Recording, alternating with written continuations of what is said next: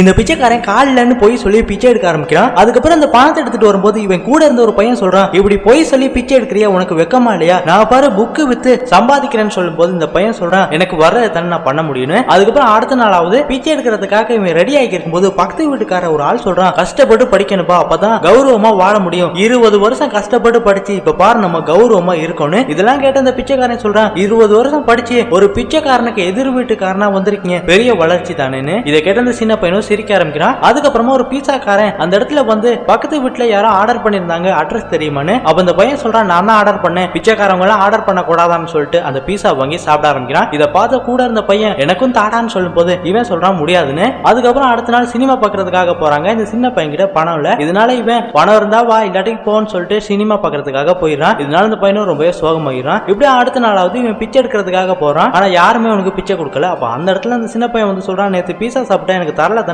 அதுதான் உனக்கு பிச்சையா இந்த ஒரு பணமுமே கிடைக்கலன்னு. அப்ப அந்த இடத்துல ஒரு வண்டியில ஒருத்தன் வந்து சொல்றான், பிச்சைக்காரங்களுக்கு எல்லாம் ஒரு அரண்மனையில அன்னதானம் போடுறாங்க வாரியான்னு. உடனே இவனும் சரின்னு சொல்லிட்டு வண்டியில ஏறி அந்த சின்ன பையனுக்கு டாட்டா காட்டிட்டு போயிடுறான். அதுக்கப்புறம் பாத்தீங்கன்னா அந்த அரண்மனைக்கு போனா ராஜ விருந்து வைக்கிறாங்க. அந்த விருந்தெல்லாம் இவனும் சாப்பிட்டு ரொம்ப சந்தோஷமா யாருக்குமே தெரியாம அந்த அரண்மனைக்குள்ள பூந்து ராஜ வாழ்க்கை வாழலாம்னு சொல்லிட்டு ஜாலியா குளிச்சு பிரிட்ஜ்ல இருக்க சாப்பாடுலாம் எடுத்து சாப்பிடுறான். அப்ப அந்த இடத்துல ஒரு கார் இருக்கத பாக்குறான். அதை பார்த்தோன்னே இவன் அதிர்ச்சி அடைஞ்சிடறான். அதாவது பல வருஷங்களுக்கு முன்னாடி இவன் ரோட்ல பிச்சை எடுத்துக்க இருக்கும்போது அந்த இடத்துல ஒரு பொண்ணு வந்திருப்பா. அந்த பொண்ணுக்கும் யாரும் இல்லாதனால இவங்க 2 பேரும் ஒன்னா சேர்ந்து பிச்சை எடுக்கிறாங்க. எப்படி நாட்கள் போது இவங்களும் பெரியவங்களா வளர்ந்துடுறாங்க. அப்படியே பாத்தீங்கன்னா அந்த பொண்ணு பிரெக்னன்ட் ஆயிரா. அதுக்கப்புறமா அந்த பையன் நமக்கு இப்ப குழந்தை வேற கிடைச்சிருச்சு, எப்படியாவது நம்ம முன்னேறணும்னு சொல்லும் போது அந்த பொண்ணு சொல்றா, வேணும்னா பாரு கடவுள் நமக்கு கூரையை பிச்சுட்டு பணம் கொடுக்க போறாருன்னு. இதை கேட்டவங்க சொல்றான், கூரையே இல்ல, இதுல எப்படி பணம் கிடைக்கணும். அப்ப அங்க பாத்தீங்கன்னா ஒரு வண்டி வந்து அந்த பொண்ணு மேல ஏறிடுது. இதை பார்த்து அந்த பையன், ஐயா என் மனைவி கார் கடையில போயிட்டா வண்டியை மட்டும் எடுத்துடாதீங்கன்னு. உடனே அவனுக்கு பாத்தீங்கன்னா போலீஸ் கேஸ் ஆயிரும் சொல்லிட்டு இறக்கமே இல்லாம வண்டி எடுத்துடுறாங்க. இதனால அந்த பொண்ணுமே இறந்துடுறா. அதனாலயே இவனுக்கும் இதே மாதிரி எப்பயாவது நடந்துரும் சொல்லி தன்னோட சொந்த பையனையே யாரோ ஒருத்தன் மாதிரி பாத்துக்கு இருந்திருப்பான். இதெல்லாம் அந்த பொண்ணு கிட்ட சொன்னோன்னா அந்த பொண்ணு சொல்றாங்க, எங்களை மன்னிச்சிட்டு ஏதோ தெரியாம பண்ணிட்டுன்னு. உடனே